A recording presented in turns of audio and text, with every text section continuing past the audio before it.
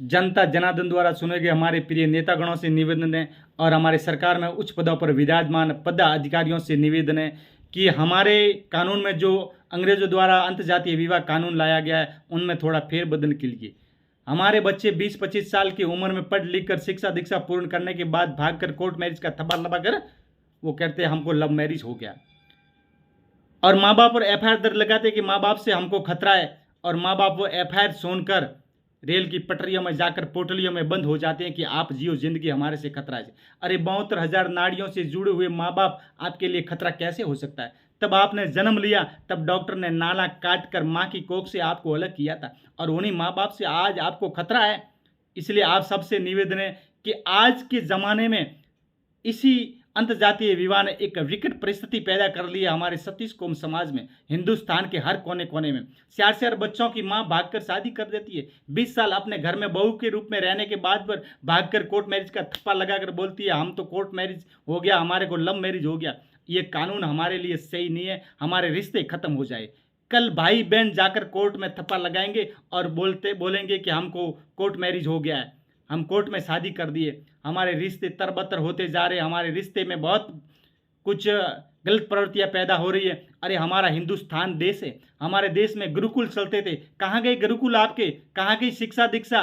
कहाँ गए आपके वेद और शास्त्र? इसलिए आपसे विनती है कि इस कानून को फेरबदल कीजिए। आपके बच्चे और बहू आपके घर में 15-20 साल रहने के बाद भाग के किसी दूसरे के साथ कोर्ट मैरिज करेगा, उचित लगेगा? कभी भी संभव नहीं है। माँ बाप का अधिकार सुनिए, अपने पूर्व पति का अधिकार सुनिए, और 4 बच्चों की माँ भागती है इन बच्चों का अधिकार सुनिए। यही आपसे विनती है कि अपने समाज में ये कुर्तियाँ पैदा हो रही है, और आप एक मानव मात्र, एक भगवान का रूप है, नर से नारायण बढ़ते, और आप ये रिश्ते खत्म हो जाते, पक्षों की प्रवृत्ति जीना शुरू कर दिए। कल ये अंग्रेजों के कानून में अंतर्जातीय विवाह को आप में पक्षु प्रवृत्ति और हवस के शिकार बना देंगे, और फिर जंगलों में फिरोगे, घूमते रहेंगे पक्षुओं की भांति। पक्षुओं में न तो माँ का रिश्ता है, न बाप का, न भाई का, न बहन का, न भाभी का, न देवर का।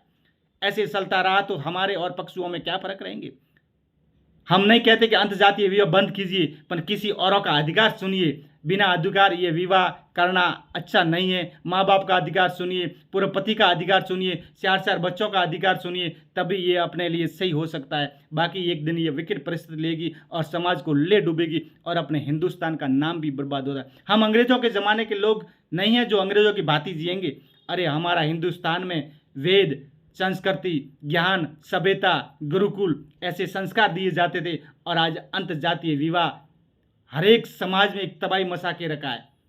आपके घर में भी ऐसा होता तो उचित नहीं लगता, आपको भी मालूम है, पर आप जानते हुए भी इसमें थोड़ा कुछ न कुछ फेरबदल करिए, नहीं तो आने वाले टाइम में हमारे बर्बादी का कारण बन जाएगा मनुष्य मात्र के लिए। ये आप सबको करना पड़ेगा।